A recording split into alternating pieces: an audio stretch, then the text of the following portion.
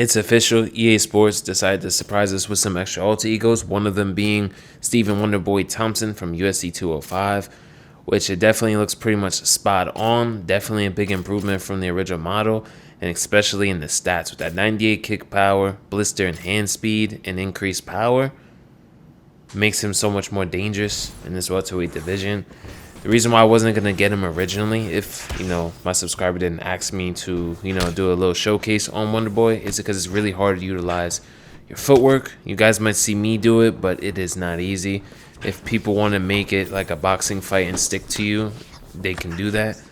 So the best things I try to do is I try to intercept people as much as I can and get those hard counters off immediately. And using the teeth to reset the distance and kill your opponent's rhythm is really a good part of kickboxing. You don't want to spam them or have too much of a rhythm going with them where it could be readable or counterable. You want to blend them in there with some spinning body shots. You got to throw some boxing combos up top to keep them pretty much guessing. Because if you're just throwing like a jab, and a teep, it's going to be very easy to read. You gotta get better with head movement as well. You gotta be having like quick reactionary head movement to counter most of the people that are pressuring you at a moment's notice. So that's definitely not easy. I would definitely recommend going to practice mode and making sure all that's on point before you hop in online or hop in on ranked. Look at that, we time a nice spinning body kick when you overcommit to that combo. But so far, using him definitely feels very, very fun because I love having the big footwork advantage or a major footwork advantage on my opponent. It's definitely one of the stronger aspects of my game, especially from UFC 4. Even though we can't utilize footwork as much compared to that game, it still is very fun to have a lot of footwork like this. That's kind of why Volk is one of my favorite picks down at featherweight because he's so fast. But look at that. Nice switch stance head kick right there. If you guys are wondering how I did that, like when I'm throwing the rear kick, you just hit the switch stance, click R3, and you'll switch stance just like that in your rear kicks. It's kind of hard to do everything unique with Wonderboy because people are usually trying to pressure you and take away that distance. But with this alter ego, he has way faster hands, and he also has like 94 punch power, so it definitely makes it a lot easier to deal with some of the people that are going to pressure you. Yeah, but this guy's tired, so I'm trying to land the fancy kicks as much as I can because, his stamina is pretty much halfway down in the first round.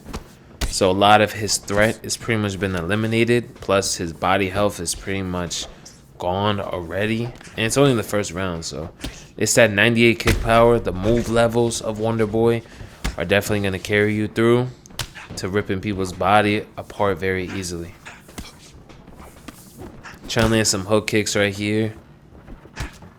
But yeah, teeps to reset, especially if they're walking forward with a lot of strikes. I like to use teeps because they end up walking into them, and it does more damage, because they're queuing up a strike, opening up vulnerability, and they're running into a teep while also missing short-term stamina. So it's just going to lower their stamina.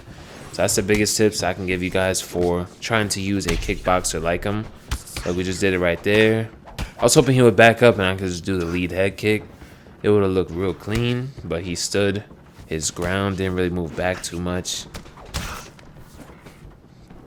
But I've been loving the Wonderboy though. Definitely might be one of my main picks here at welterweight because I am a kickboxer for the most part. Look at this nasty work right here. His body's pretty much destroyed, even since round one. There's not much he can really do from here. If I land a few more kicks, it's pretty much going to be a flash KO at this point. So he's going to try to wrestle me. It's a little bit too late for that. He has no stamina. Even if he was a good grappler, he wouldn't have any stamina to do anything with. Look at that 5-star spinning body kick right there. Finished him with a T. Definitely a nasty finish. We got Hamzat. Tries to fake glove touch us right here. I guess that's the new common thing with Hamzat players. But just taking our time, landing a good intercepting combo. Look at that. We countered him already, right off the bat. Counter him with a hook kick right there for missing that kick. He slips into that. I don't know what this guy was thinking on fake glove touching me. Drop him right here. Overcommitted on that combo. And we're on to the next one. Yeah, this one's going to be a little bit harder when you're facing guys like Protez and Ian Gary, because, you know, you want to be at range, but they can also hit you where you can't hit them, so it's going to be a lot harder. So, like, when I'm facing people that are, like, way taller, like, sometimes what I like to do is, you know, I blitz him with random, not, like, random, but, like, short combos, and then back up and throw, like, a kick and counter them as much as I can, and focus on those counters when they are overcommitting in the pocket. Look at that, we drop them again. Just trying to get as much damage as we can, because it's not an easy fight at range when we're fighting guys like Gary. They're monstrous for this weight class. It's 6'3" with hella reach. So look at that, we drop them again. Taking advantage of the knockdown to the head, so we're kicking the body. And for the most part, you always want to mix it up. You rock the body, you want to go up top. You rock the head, you know, go down low. Even if it's just an extra shot or two you're landing, it will add up later in the fight. It might not feel like much, but definitely don't headhunt. If I just drop you with, you know, let's say a head kick, I'm probably going to go to the body. And then that's where you make your smaller reads. You know, like, then if someone gets up and you try to do the reverse where you knock them down head strikes and then you go to the body and they block it, maybe next time when you knock them down with head strikes, go for that head kick again. Mix it up. Small reads like that have gotten me most of my finishes. Just pay attention to your opponent's block patterns. You know, what do they block when they get rocked or when they get dropped? You know, do they block their head only? You know, make those reads.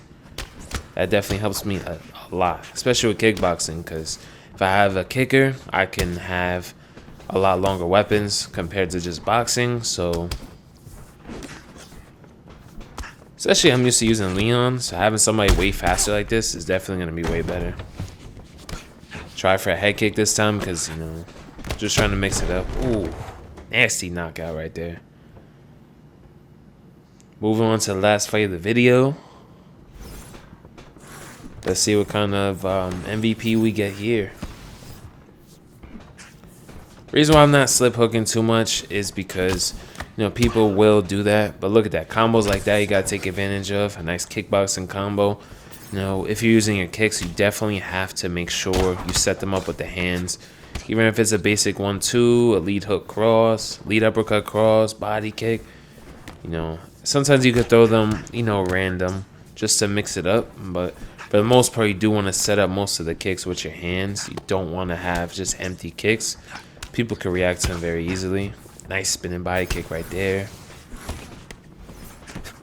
I'm just trying to see what this MVP is going to do. I don't hard commit to counters in round one. I'd rather take some extra block damage than to slip into some hooks or, you know, duck into uppercuts because I'm forcing counters. You know, I just want to make sure he's going to keep doing what he's doing. Because I don't know why he threw like 6 crosses in a row. I'm like, what the fuck is he doing, bro? But sometimes people do that, and then the moment they see you slip, they'll throw, you know, like a hook instead. They're just trying to bait you into slipping. So I'm just trying to make sure. Now he's throwing kicks, you know, so if I'm slipping and trying to hard counter that cross, I would be getting kicked in the body. So, you know, we're just not overreacting to what he's doing. Look at that, we get our counter right there, and then we hit him with a nice double body shot. And definitely take advantage of the counters to the body. That's going to be the big thing that's going to give you that distance. When you get people tired, most of the time they'll start backing up. Their pace is going to slow. Some of them are hard-headed. They'll still keep coming forward. But if you got their stamina lower, you're going to be doing way more damage to them. And they do less damage to you because their stamina is lower. Because that stamina and damage correlate with each other. Ooh, rock him right here.